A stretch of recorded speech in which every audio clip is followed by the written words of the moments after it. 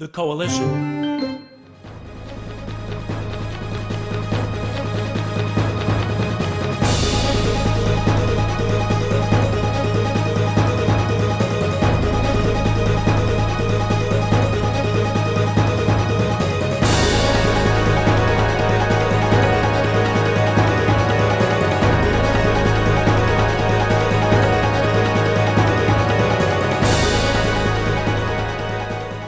Yeah, I guess let's get straight into it. So, Let's just dive into it. this is an ordered list. So, we're going to start with number five and go all the way down to number one. So, Mm. as I'm the host, I guess, I'll give my game first. So, All right, number go five, first. my number five game, of my best RPGs of all time Mhm. is Pokemon Red. You're already messing it up, Gary. Come on, son. No, All the okay. Patreon comments like cried out in terror just now. No, I'm just playing. No, that's a good one. Pokemon is definitely, I think, is a cool pick. Yeah, I'll explain why I picked it because like this is the game that actually got me into RPGs. Like before this, I'd never actually played an RPG. I never understood an RPG. Like I didn't know what you had to do. Like it just looked awfully complicated to me. But because I was such a big fan of the Pokemon anime back then, when this game first came out, I was like, what, I'm gonna buy this game. Like I really want to play it. So I bought Yeah. Pokemon and I just fell in love with the whole gameplay dynamic, like how, everything worked with, the leveling up your Pokemon and learning new moves and stuff like that, the evolving and just being able to, talk to people within the game, the NPCs and stuff, and choose what you're going to say. And, all these little things, they're things that I hadn't really experienced before at that point because, I didn't get into Final Fantasy till later. And if I didn't play Pokemon Red, I may have never got into Final Fantasy, to be honest with you. So And would you say that's it's fair that you grew up with Pokemon? Like, would you say that's a fair statement? oh yeah, definitely. Like it used to be my favorite show. Like until I started watching Dragon Ball Z, Pokemon was like my favorite anime, like period. But I, then I agree. I got into Dragon Ball Z after that, and that kind of replaced Pokemon for me. But yeah, I grew up with Pokemon, and that's the reason why whenever there's a new Pokemon game out, I'm definitely gonna buy it because I'm just a fan of that gameplay style. So Yeah, I yeah, agree. I think it's a good pick. I mean, the best thing and the best way that I've seen like Pokemon, like, just described as a game or just overall as an RPG, a JRPG, it's baby's face first JRPG. And that's not to say that's a bad thing. I've seen a couple different people kind of use that same description about Pokemon. I've seen Colin Moriarty, Greg Miller, and a whole bunch of other people that are really into the genre describe it as that. And it's kind of, it kind of makes sense because it's a very basic JRPG at its core. You have your world map, which is a pretty big world map and has a lot of towns when you really think about it. There's different stats and stuff, even though they're very simplified. They're not too technical. I think the later games in the series got a lot more elaborate and a lot more crazier, building upon that foundation of what makes Pokemon so kind of easy and streamlined to get into. And for me, much like you, it was one of those first like JRPGs that I really kind of really got into based off the cartoon, based off the anime. And that helped me branch out to other types of JRPGs that have some sort of similar aesthetic to them or some sort of similar kind of like, premise and setup. I think, I may have played Final Fantasy first, some of the later Final Fantasy games first before I played Pokemon. But Pokemon was the one that I really kind of was like really super die hard. For me, it was Pokemon Blue, for if you didn't grow up in that day and age, when Pokemon was like first really coming here to the United States, it had been out in Japan much longer. But here in the States, we got Pokemon Red and Blue first, and then we got Yellow. And then from there, it branched off into Gold, Silver, which I think Gold and Silver is like the definitive like Pokemon game for me because that had like 16 badges, all these areas to explore, so many Pokemon to catch. It was like taking what was already great about the original game and like putting it on steroids, like doubling it. So definitely I think it's a solid pick. yeah, for sure. And like I still feel like Pokemon Red is one of those games I can always go back to and play, and it will just bring me back to my childhood, pretty much. Like those days when I was growing up into my early teens, like when I was around 11, 12, or something like that.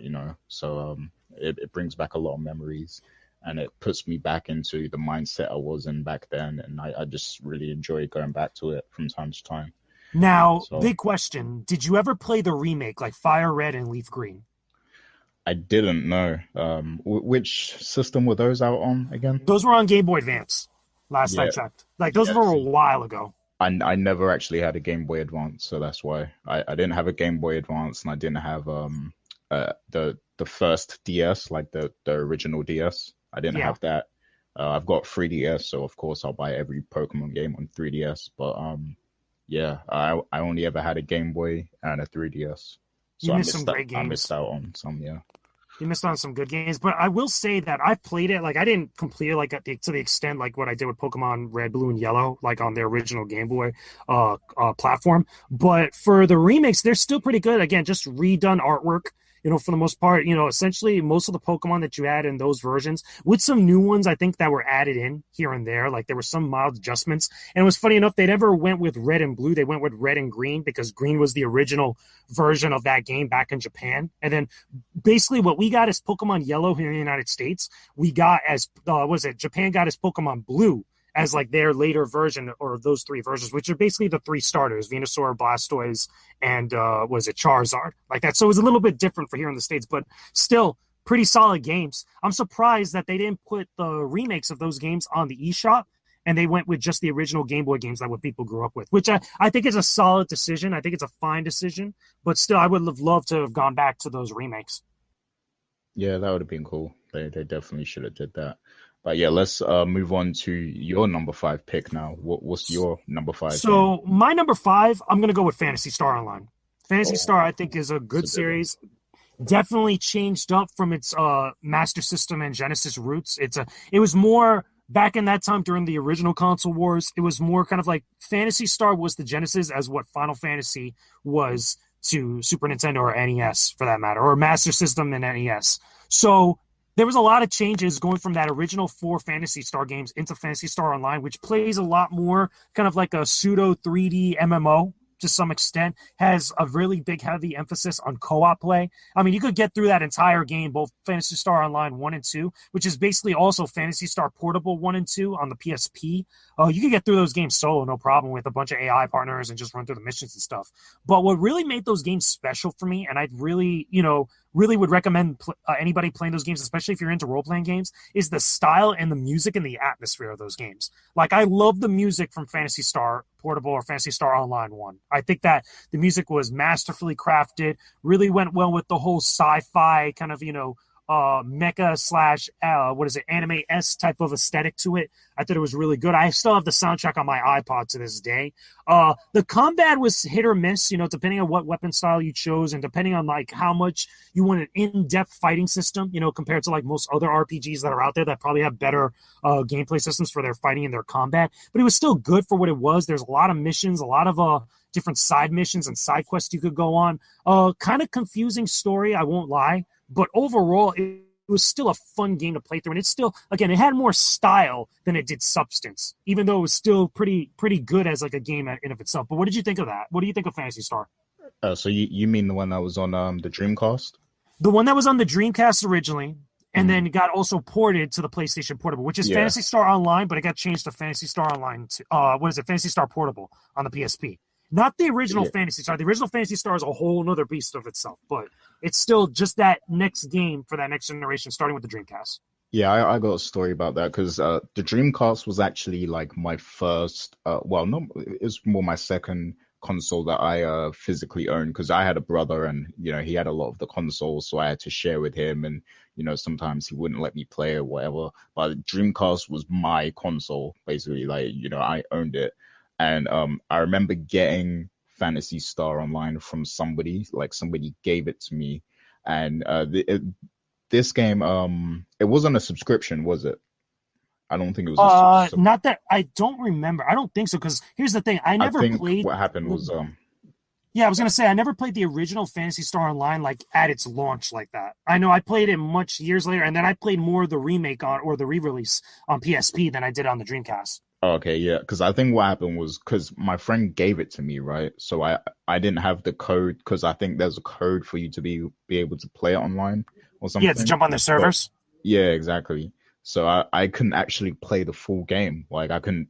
It gave me like a sample I could play like on by myself or something like that, but I couldn't actually play the online portion of the game because it kept asking for a code, and I didn't have the code. My friend, gave it to me without the code. So I remember being annoyed at that because the sample of the game that I did get to play, like the solo parts or whatever it was, I can't, remember what exactly I was playing, but I did manage to play some portion of that game. And, I was really enjoying it. And it was actually bringing me back to, my Pokemon Red days and stuff like that. Like I was getting into it. I was like, yeah, I like this style of game. I really want to play this. But then, I kept getting the code prompt.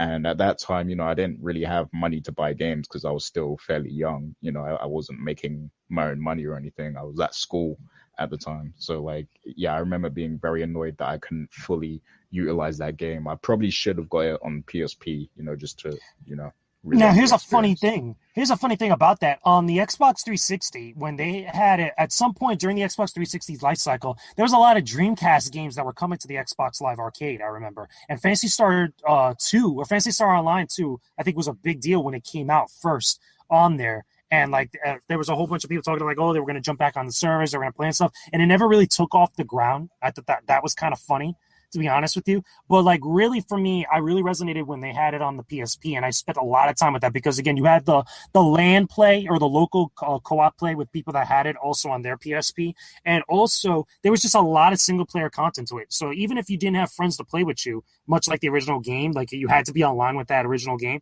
But if you didn't have a lot of friends with you around you that had a PSP, you could still have a really meaty like 30 maybe 40 plus hour game in of itself, just going through all those single player missions, playing through the story, playing all the side quests. There was a lot of different side missions in there and a lot of different collectibles to find overall, like the different weapon styles and such like that. But again, really for me, again, I really resonate with the music and the atmosphere of different games like that, and I really felt that Fantasy Star really had a good setup for that for me. Yeah, like Fantasy Star is one of those series that I've always wanted to get into, especially as someone who loves Final Fantasy. Like I always felt like Fantasy Star would be something I would also love, but there's just always been a barrier between me and actually owning the games and stuff, or playing the games, that prevents me from actually giving them a fair shake. And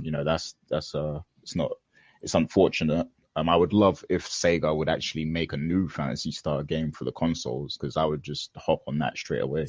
Funny thing about that, okay, because originally there was a Fantasy Star game that was supposed to come to the Vita, I remember, and it got released, I think, in like somewhere in Asia. I don't remember if it was China or Japan. There was a Fantasy Star game, Fantasy Star Online game, that was like a totally different thing. Yeah, I remember that. Yeah, I remember. Never came here to the States. But also, I think there's also a big kind of like, dichotomy and a real big kind of like weird gray area where a lot of people, especially if they grew up with the Genesis Fantasy Star games, they want the series to return to that type of form. And I think that'd be great, especially now in this day and age where we're getting games like Bravely Default, or we're getting games like, I don't know, like, some of the re-releases of some of the older Final Fantasy games from like SNES or Chrono Trigger, or even I Am Setsuna that's come out. There is a market, or clearly there's a group of people that would buy games like that. So maybe Sega should actually consider actually releasing a game series, or at least hiring a studio, or if not developing it in-house, to actually make a traditional style Fantasy Star game. Because even though I love Fantasy Star Online and Fantasy Star Portable like that, I would totally go back and play that style of Fantasy Star game. I mean, we're kind of getting it